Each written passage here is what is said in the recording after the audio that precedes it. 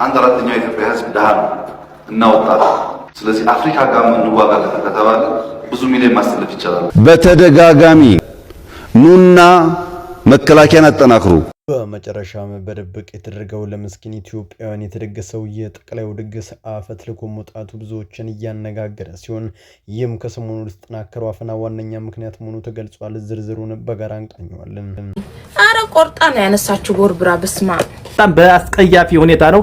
የማይደረግ ነገር ነው። ታፕታፕ ሲደራረጉ ተገይተው የማይደረግ ነገር ነው ያደረገቻቸውና ወደ አረቡ ዓለም የሚሰሙ ዜናዎች ጆሮን ጭው ማድረግ ጀምረዋል። ህይወቴን እቀይራለሁ ዝቅ ብዬ መሰራለሁ ብላ ከሀገሯ የወጣችው ኡጋንዳዊቷ እህት በማዳሟ በአሰቃቂ ሁኔታ ህይወቷ ሊቀጠፍ ችሏል። ይህም በተለይም ለስራ በተለያየ ሀገር ሌሎናችሁ ኢትዮጵያውያን እህቶች አስተማሪ ስለሆነ እስከ መጨረሻው ድረስ አብራችን ቆዩ። መረጃዎችን አጋራችኋለሁ።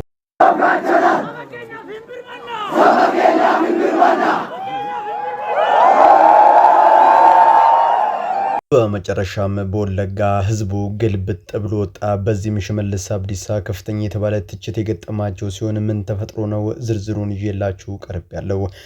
ሰላም በመላው ዓለም ላይ የምትገኙ ቤተሰቦች እንዴት ናችሁልኝ? እኔ ደህና ነኝ። ቸሩ መድኃኔዓለም የተመሰገነውን በዛሬው ቆይታችን እጅግ በጣም አዝናኝና ቁም ነገር አዘል ቪዲዮዎች ይዤላችሁ መጥቻለሁ። ከእናንተ የሚጠብቀው እንደተለመደው ቪዲዮውን ላይክ እና ሼር ማድረጋችሁን አትርሱ። ዳይ ወደለት ቪዲዮ ጠጅ ቤት እንዳይዘጋብ ጠጅ ወደለው ያጼ ምኒልክ ዘር ነው ያለ አንተ ለኔ ጌታ ማነው ጌታ ወይ ፍቅር ልቤን ነካ ህግ ነበረ ያፌ መፍቻ የማትቀየር አንተ ዳበለው ሹፌሩን ዳበለው ይላንዶ አይ ባይሱዚ ሲቀር ኦለም ገነትም አይቅርብኝ የሆነ ላይፍ ስታይል ይታዲያ በብዙዎቻችን የሚታይ ነገር ነው። ጧት ቅዱስ ማታ ወዝወዝ ጧት መዝሙር ረፈድ ሲል ደግሞ ቡጊ እንደ አይነት ህይወት በጣም ይደብራል። ከሁለት ያጣም በሉት። ስለሆነም ወዳጆቼ ምንም ስጋ ብንለብስም ደካማ ብንሆንም ፈጣሪ እንዲያበረታለን ምነን ባንድ መጽናት አለበት። ቤት ሰብሮ ገባ ሌባ ነው እነሱ ይቀልዷት። የምር እንግዲህ ምን እንደያለን ነው። ሌባ ሆስፒታል ሰብሮ ገባ። ከዛ ገባ ቢያይ ሳኒታይዘር የለም ቢያይ ማስክ የለም ቢያይ የራስ መታት መድኃኒት የለም ቢያይ አልኮል የለም። እንዲህ ዞር ሲል እንዲህ ቋንጣ ተሰቅሎ አየ። ገባ ድጋር ቋንጣውን ጥርግ አድርጎ ቀስ ብሎ ሊወጣ ሲል ጽሑፍ አየዛጋ ግርዛት ክፍል ይላል። ግርዛት ክፍል ነው ያለው ወይስ ጆሮ ነው? ያው የገባችሁ ብቻ ላይክ እያደረጋችሁ ለፉ። ያው ምን እንደበላ ሌባው መገመት አይከብዳችሁ። ሰርቆ ከማሰብ እጅ መሰብሰብ የጴንጤው ሲጋባባቸው ሪካ ቻይና ቹንግቺንግ ታኮቹም ፍታ እስላም ሳትሆኑ እንዳትሞቱ ብያቸው ወይን ባያይኔ ውሃ ብያ እንዲወጥቶ ሲለምን ሳይው ሳቄ በድንገት አመለጠኝ። ጭራሽ አረብኛውን ትቶ ቺንግ ቻንግ ማለት ጀመረ። ጉድ እኮ ነው። ለማንኛውም በወንድማችን ፎይ በርካታ ዋሃብዮች እየተመለሱና ወደ ክርስትና እየተቀላቀሉ ነው። ይህ ያቃጠላቸው ዋሃብዮችም ሞንታርባቸውን ተሸክመው ይዘው አደባባይ መውጣት ጀምሯል። አይጥ የሞተዋን የድመት አፍንጫ ታሸታለች ማለት ይሄኔ ነው። ቪዲዮውን ላክልን እያላችሁ ያላችሁ በተአምር አልክ። ምን የራሱ አዳር እንቅልፍ ሳልተኛ ነው ያለው። አረ ቆርጣ ነው ያነሳችሁ ቦርብራ በስማ ከሰሞኑ ከወደ አረቡ ዓለም የሚሰሙ ዜናዎችን ለጆሮ የሚሰቀጥጡ ላይን ለማየት የሚከብዱ ነው። ነገሩ እንዲህ ነው። ትውልደ ኡጋንዳዊቷ ይህች ለስራ ሀገሯን ለቃ ወደ አረቡ ዓለም ትሰደዳለች። በዚያም በምትሰራበት ቤት ውስጥ ለዓመታት ቆይታን ያደረገች ሲሆን በተለምዶ ማዳም ተብሎ የሚጠሩት የአረብ ሀገር አሰሪዋ ሴት ጠዋት ለስራ ስትወጣ ሹፌሩ በድንገት እንዳልተመቸውና መምጣት እንዳልቻለም ይነግራታል። በዚህ ጊዜ በጣም የተናደደችው ማዳም ይህንን የሹፌሩን በድንገት መቅረት አበሳጭቷት ለባለቤቷ ለመንገርና በዚያው እሱ እንዲያደርሳት ለመጠየቅ ወደ ቤቷ ትመለሳለች። በቀጥታም ያመራቸው ወደ መኝታ ክፍሏ ነበር። ስትገባ ግን ማንም አልነበረም። ምናልባትም ቶይሌት ነው ብላ ወደዚያ ሄዳ ብትጣራም ድምፁ አይሰማም።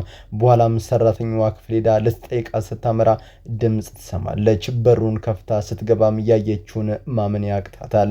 የሁለት ልጆቿ ባል ከኡጋንዳዊቷ ሴት ጋር መርፌና ክር ሆነው ትደርስባቸዋለች።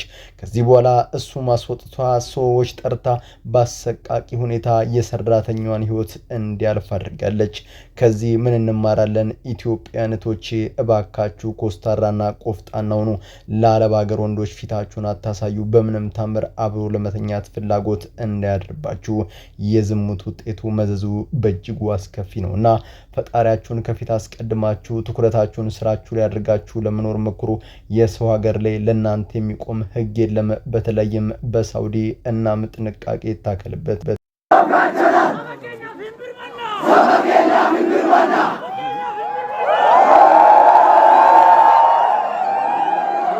Shimallis down. Shimallis down.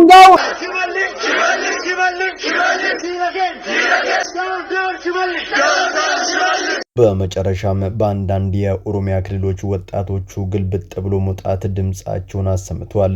በዚህም በንግግራቸው ሽመልስ አብዲሳ ጠላታችን ነው፣ እሱና መሰል ካቢኔዎቹ ከስልጣን እስካልወረዱ የኦሮሚያ ህዝብ መቼም ሰላም አይኖርም፣ ከሌሎች ወንድሞቹ ጋርም ተስማምቶ አይኖርም። እኛ የኦሮሚያ ወጣቶች ሰላም እንፈልጋለን፣ ሰርተን መለውጥን እንሻለን፣ ያለመሳቀቅ ከሌሎች ብሔረሰቦች ጋር ተዋደንና ተቻችለን መኖር እንፈልጋለን።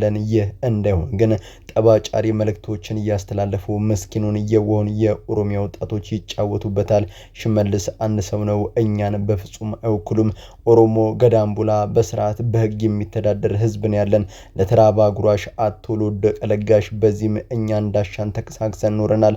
ሌሎችም ኦሮሚያን ምድራቸው መኖሪያቸው ቀያቸው አድርገው ከኛ ጋር በጋብቻም ቤተሰብ ፈጥረው የሚለያየን ነገር የለም። የሽመልስና የካቢኔዎቹ ስራ በእኛ በወጣቶች ይፈራርሳል። የሽመልስ ወጥመድም ተሰባብሮ ይወድቃል ሲሉ ወሳኝ የተባለ መልእክታቸውን አስተላልፏል። ኩሩ የኦሮሚያ ወጣቶች፣ ከዘረኝነት የጸዳችሁ የሽመልስ ሴራ የገባችሁ ብዙ አመት ኑሩልኝ። አንድ አራተኛው የኢትዮጵያ ህዝብ ድሃ ነው እና ወጣት። ስለዚህ አፍሪካ ጋር እንዋጋ ከተባለ ብዙ ሚሊዮን ማሰለፍ ይቻላል። እንግዲህ ጠቅላይ ሚኒስትሩ በንግግራቸው አብዛኛው ኢትዮጵያ ውስጥ የሚገኘው ምስኪን ድሃ ስለሆነ ለጦርነት ማሰለፍና መጠቀም ይችላል ሲሉ ይናገራሉ። እዚህ ጋር አንድ መልስ አለን። የእርሶና የመሰል ባለስልጣናት ልጆች ከፊት መቅደም አለባቸው። በመቀጠልም ይህ አውደ ውጊያ ሀገር ውስጥ እርስ በርስ ወንድማማቾች መካከል ሲሆን ወደ ውጭ ከሆነ ነው ወጣቱ የሚሰለፍ። በተደጋጋሚ መከላከያን አጠናክሩ። ሰሞኑ ሚኒሻ መንሼ ነው ወጣቱን ተፋተው እንጂ አፈሳ እኮ ተሳቀቀ። እንግዲህ እነዚህ የምትመለከቷቸው የኢትዮጵያ መከላከያ ሰራዊት ወጣቱን አታሳቁት፣ እኛ ለሀገራችን ከበቂም በላይ ነው፣ በግዳጅ ያመጣው ኃይል ለኛም ቢሆን አይጠቅመንም ሲሉ ይናገራሉ። እንዴ በአገሩ ሰርቶ ካልበላ በሰላም ወጥቶ ካልገባ የት አባቱ ሄዶ ሰርቶ ይብላ? እኛ ሀገራችንን ለመጠበቅ አቅም አነሰናል እንዴ? እዚህ ጋር ያለው ሰራዊት በቂ ነው ማለት በክብር በሰላም ፈልጎ ፈቅዶ ገባለው ካለ አሰዩ አምጠው። ከዛ ውጪ ያፈስክ ሳይፈልግ አታምጣብን። እዚህ ጋር ለመቶ ሁለት ቀንም እንኳን አያገለግልም። በጣም በሚያስገርም ሁኔታ በኢትዮጵያ መከላከያ ሰራዊት ስር ያሉት እያንዳንዱ ወታደሮች የኢትዮጵያ ህዝብ የኢትዮጵያ ወጣት ህመም በደንብ አድርጎ ገብቷቸዋል። ለዚያም ነው ይህን ንግግር ለባለስልጣናት እያስተላለፉ የሚገኙት። የኛ እናት እኮ ከአራት አመት ያላነሰ እያለቀሰች ነው። የእሷ ብቻ አይበቃም፣ ሌላ እናት አታስለቅስበት። አፈሳ አቁም በቃ። በሀገራችን ኢትዮጵያ ከሰሞኑ የምንመለከተው ነገር በእጅጉ የሚያሳዝን እናቶችንም የሚያስለቅስ ሲሆን በዚህም ሰራዊቱ ዝምታውን በመስበር አፈሳ አቁም በማለት ላይ ይገኛል። በቪዲዮ መግቢያ ላይ እንዳሳየዋችሁ ጠቅላዩ በዝግ ባደረገው ስብሰባ ላይ አብዛኛው የኢትዮጵያ ወጣት ምስኪን በኢኮኖሚ የተዳከመ ስለሆነ ለውትድርና እናሰልፈዋለን ሲል ይደመጣል። የዚህ ንግግር ውጤትም በተለያዩ ሀገራችን ክፍሎች በግልጽና በአደባባይ እየታየም ይገኛል። ወዳጄ አንድ መርሃለን። ኢትዮጵያ የወጣት ችግር የለባትም። ኢትዮጵያ ቆራጥ ወኔ የሌለው ልጅ አልተቸገረችም። ሀገራችን የተቸገረችው ወንድም በወንድሙ ላይ አፈሙዝ ቃታ መሳሳቡና መጠፋፋቱ ነው። ወገን የሌላ ሀገር ቡድን ሀገር ለመውረር ሊያጠፋን አልመጣም። እርስ በርስ ነው እየተጨራረስን ያለ ነው። ለዚህ ነገር ታዲያ አንድም ወጣት ሞራሉ የለውም። ይሁን ከተባለ እንኳን ሀገር የድሃውና የምስኪኑ ብቻ አይደለችም፣ የባለስልጣናቱም የሁላችንም ጭምርናትና ጠቅላዩ ከርሶ ጀምሮ ሌሎችም ባለስልጣናት ልጆቻችሁን ወደ ግንባር ላኩ። ይሄ የሚያተደርጉ ከሆነ ህሊና ከሌላችሁ የዳውን ልጅ ለሞት አሳልፋችሁ አትስጡ። ሰላም ፍቅር ለውድ ሀገራችን ኢትዮጵያ ይሁን። በመላው ዓለም ላይ የምትገኙ ውድ ቤተሰቦቼ ለዛሬ እናንተን ያስተምራሉ፣ ይጠቅማሉ፣ መረጃ ያምናሉ ብዬ ያሰብኳቸው ቪዲዮዎች በዚህ መልኩ አቀረብኩላችሁ። በቀጣይ በሌሎች አስተማሪ ቪዲዮዎች እንገናኛለን። ለዚህ ቻናል አዲስ ከሆናችሁ ምን ይጠብቃችሁ ነው? መለስ ያላችሁ ሰብስክራይብ ላይ ሼር ማድረጋችሁን አትርሱ። ባላችሁበት ሁሉ ኩስ ይነካችሁ። በሰላም በቸር በጤና ቆዩልኝ። ይመቻችሁ።